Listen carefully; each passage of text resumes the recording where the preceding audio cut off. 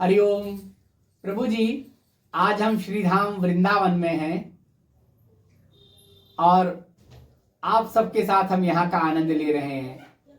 श्री वृंदावन धाम का श्री बिहारी जी, श्री यमुना जी, श्री राधा वल्लभ लाल जी, श्री राधा दामोदर जी, श्री राधा रमण जी, श्री निधिवन, श्री सेवा कुंज और बहुत सारे यहाँ के मंदिरों के दर्शन और यहाँ की लता पता के दर्शन हम करेंगे, आपको भी कराएंगे प्रभु जी। और यमुना जी के दर्शन आपको कराएंगे, तो यमुना जी के दर्शन आप हमारे साथ कीजिए। उसके बाद हम यहाँ से यमुना पार चलेंगे श्री देवराहा बाबा, सदगुरु देवराहा बाबा के दर्शन करने। हमारे बाबा जी के संकेत मिल रहे थे कि बहुत दिन हो गए देवराहा बाबा के दर्शन नहीं किए, तो हम अपने श्री बाबा की कृपा से सदगुरु देवराहा बाबा के स्थान पर जा रहे हैं। वहां भी हम दर्शन करेंगे और मचान पर जाएंगे और आपको भी उनके दर्शन कराएंगे। उसके बाद तटीय स्थान पर चलेंगे, तटीय स्थान पर दर्शन करेंगे और जहां जहां हम दर्शन करेंगे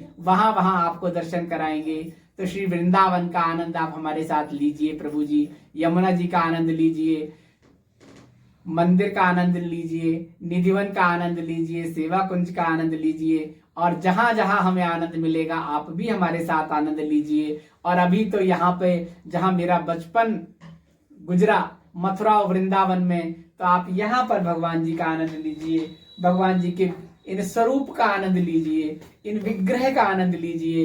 ये देखिए कितने, ऐसा लगता है कि आप देखते ही रहें इस स्वरूप को। ये जो राधा रानी है ना घर में, इनके स्वरूप को देखते रहें। और हमारे परिवार में यहाँ नित्य शाम को भगवान को, राधा रानी को भजन सुनाते हैं हमारे परिजन परिवार के लोग, तो हम आपको वो भजन भी सुनवाएंगे, उसका भी वीडियो दिखवाएंगे कि नित्य शाम को वो यहाँ पर, लॉकडाउन तो चल ही रहा है, तो वो राधा रानी को, ठाकुर जी को भजन सुनाते हैं। तो हम आपको भजन भी सुनाएंगे और आप दर्शन भी कर लीजिए और वृंदावन के दर्शन तो आप करेंगे। हरिओम हरिओम प्रभु जी।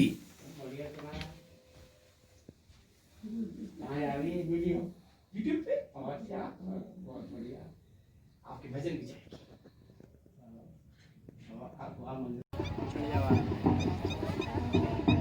श्री कृष्ण गोविंद हरे मुरारे नाथ नारायण वासुदेव।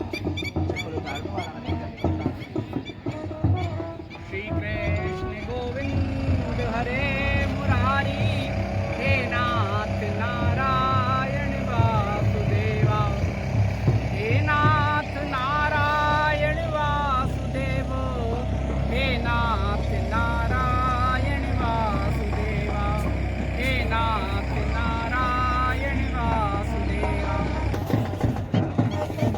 आज हम वृंदावन में हैं प्रभु जी, और वृंदावन में नौका विहार, ये बिहार घाट से, यहाँ कभी द्वापर में श्री कृष्ण ने नौका विहार किया था, तो ये बिहार घाट है। और यमुना में यहाँ से लेकर केसी घाट तक आज का सौंदर्यीकरण हो रहा है यमुना जी का, तो घाटों को सुव्यवस्थित करके स्वच्छ बनाया जा रहा है।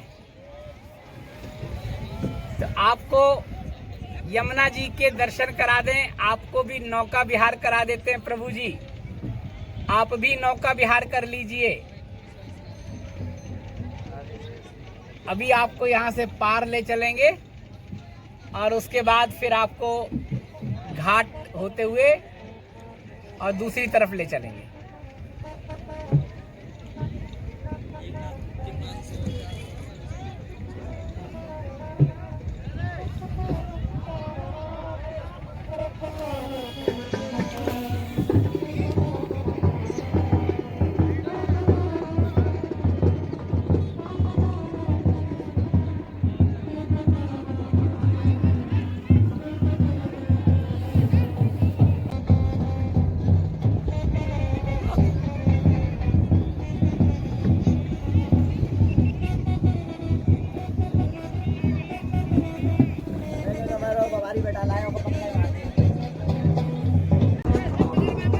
ये जगह जगह यहाँ पर उत्सव होते हैं प्रभु जी। ये देखो यहाँ उत्सव होते हैं, शादी विवाह होते हैं। ये देखिए,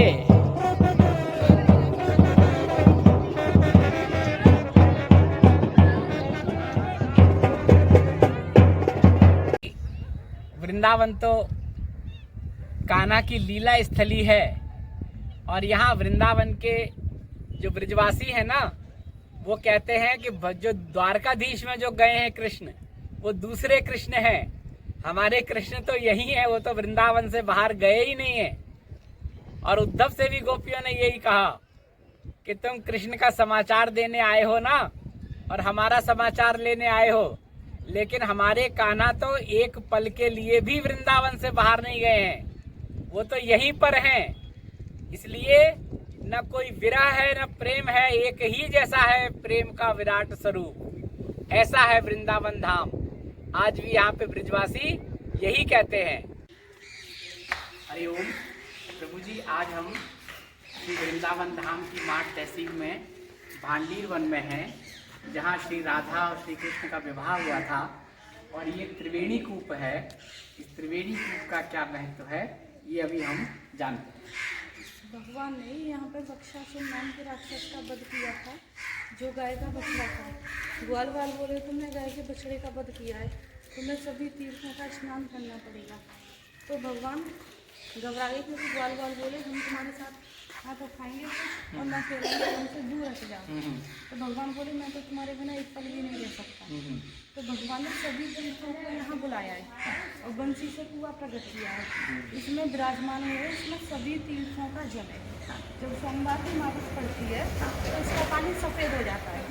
सोमवार की अमावस जब भी पड़ती है, जब भी पड़ती है, साल में कितनी भी पड़ जाए। अच्छा। हाँ, और जिन माता बहनों के बच्चे नहीं होते हैं, एक यहाँ पर ये कुंडी है और एक ये है, इनमें स्नान करने से, मंदिर में मनोकामना बोलने से संतान भी प्राप्त होती है। और लोग आते हैं। हाँ, मेला लगता है, यहाँ पे भीड़ होती है। यहाँ प्रभु जी कहा है कि जिस सोमवार को अमावस पड़ती है, उस समय की मान्यता है कि इस कूप का जल सफ़ेद हो जाता है, दूध की तरह हो जाता है, और लोग आते हैं, उससे स्नान करते हैं और उससे उनकी मनोकामना पूरी हो जाती है।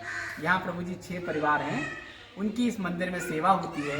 तो आज इस मंदिर में प्रभु जी इनके परिवार की सेवा है, इसलिए ये आप बता रहे हैं आपको इस कूप का महत्व। और वैसे प्रभु जी, आज हम श्री वृंदावन धाम के भांडीर वन में हैं, जहाँ श्री राधा और श्री कृष्ण का विवाह हुआ था।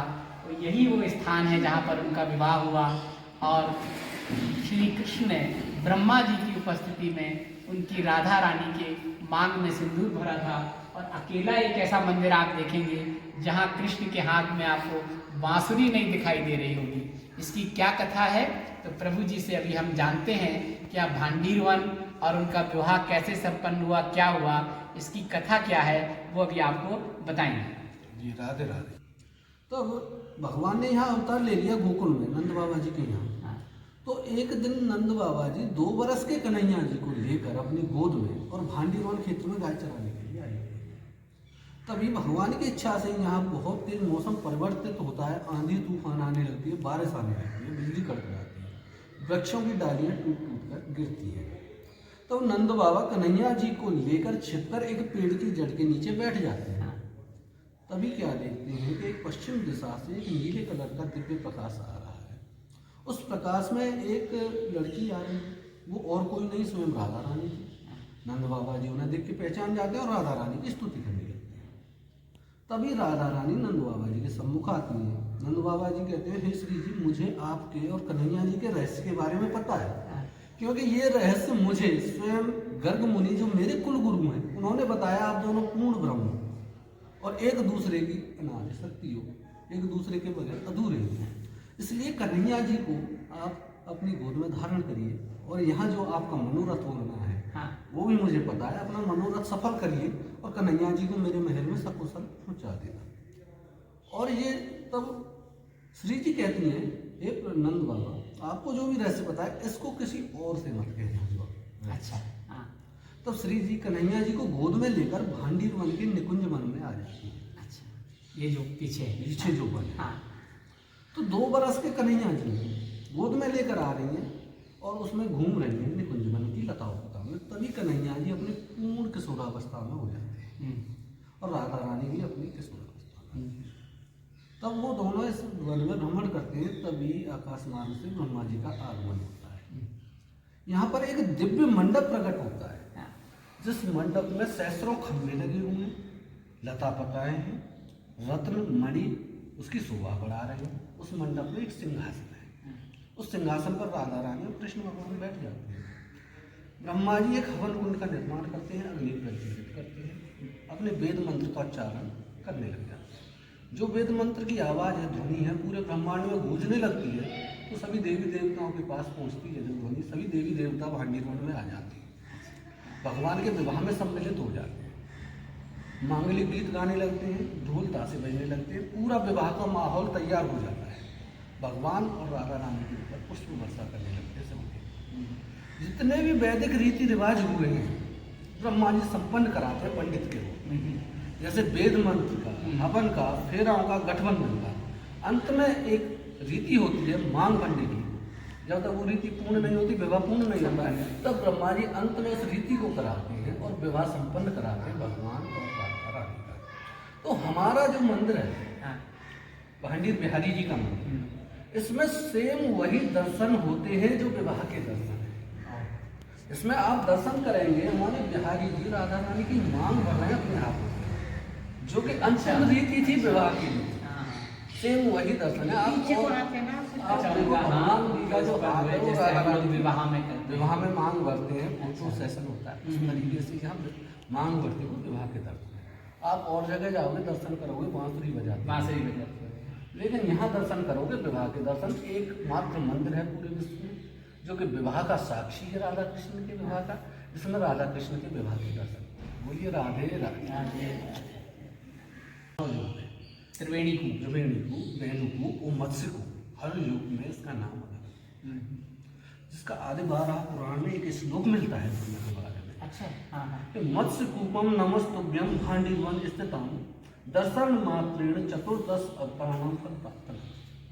ये मत्स्य कूप आप भांडी वन में स्थित है, आपके दर्शन मात्र से 14 अवतार के दर्शन का फल प्राप्त होता है। तो मत्स्य कूप इसलिए कहा गया है कि सत्ययुग में जब मत्स्य भगवान अवतार लेते हैं, तब सत्यव्रत राजा उनको एक मंडल में स्थापना करते हैं पहले, फिर वो उसमें अपना आकार बढ़ाते हैं, तो एक नाव में स्थापना होती है, जल में नाव में आकार बढ़ाते हैं तो एक कुएं में स्थापना होती है, और जिस कुएं में स्थापना होती है वो यही कूप है आदि बारह पुराण का मत्स्य कूप। जब भगवान ने अवतार लिया, भगवान कन्हैया जी, तो उस जमाने में कंसु ने मारने राक्षस भेजता था। एक बच्चासुर नाम का राक्षस आया था गाय के बच्चे के रूप में, भगवान ने उसे मार दिया, उनको गौहत्या का अपराध किया। सभी घरवाल सखा बोले आपको सभी तीर्थों का स्नान करना पड़ेगा। तो इसी मत्स्य कूप पे भगवान ने वेणु वादन की, बांसुरी बजा के सभी तीर्थों का आह्वान किया, सभी तीर्थों ने आकर अपना जल इस कुएं में दिया। तब से ये वेणु कूप त्रिवेणी कूप हुआ, क्योंकि इसमें सभी तीर्थों का जल है।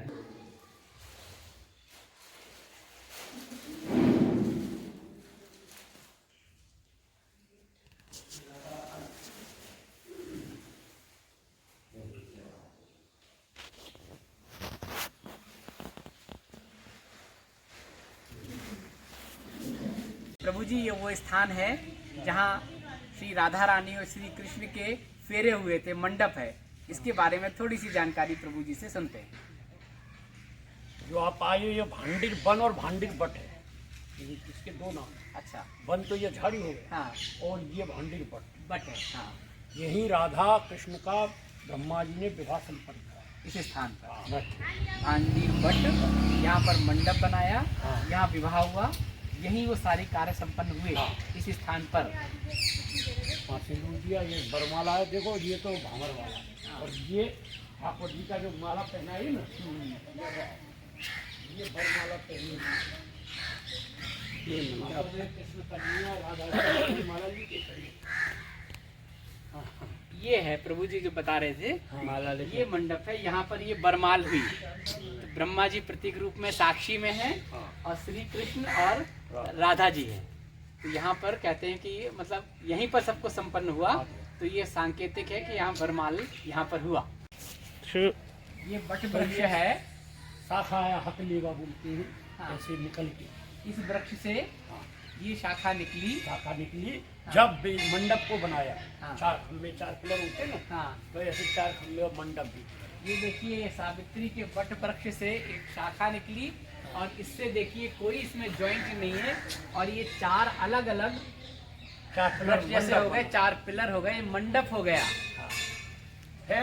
इसमें ही ये निकलता है गठजोड़, हीरो हाँ। वाली गांठ, ये कृष्ण अच्छा, श्यामला रूप है, देखो ऊपर से आया कंधे से, देखो ऐसे पकड़, हाँ, ऐसे ये कृष्ण का भाव है, ओहो। ये राधा जी। अच्छा, राधा बड़ी थी। अच्छा, ये सामने उसका भाव है हाँ, और ये राधा जी थोड़ा का भाव और बड़ा। निकली। और कहते हैं गठजोड़ होता है विवाह के लिए, तो कहते हैं देखो ये शाखा निकली श्याम वर्ण और ये देखो श्याम वर्ण में है, इसका कलर देख लीजिए। और ये आके यहाँ पर ये राधिका जी का वो है, पीछे तो हाथ ये में इनसे जुड़ गई। किया। ये देखो ये दोनों गौर का वर्ण। यहाँ पे गठजोड़ हुआ, इसका रंग कहते हैं गौर वर्ण है। तो ये मान्यता है कि देखो ये गठजोड़ का प्रतीक है, एक ही वृक्ष में से ये देखो निकली शाखा और यहाँ से आके ये हो गए। तो ये राधा और कृष्ण के सांकेतिक स्वरूप है।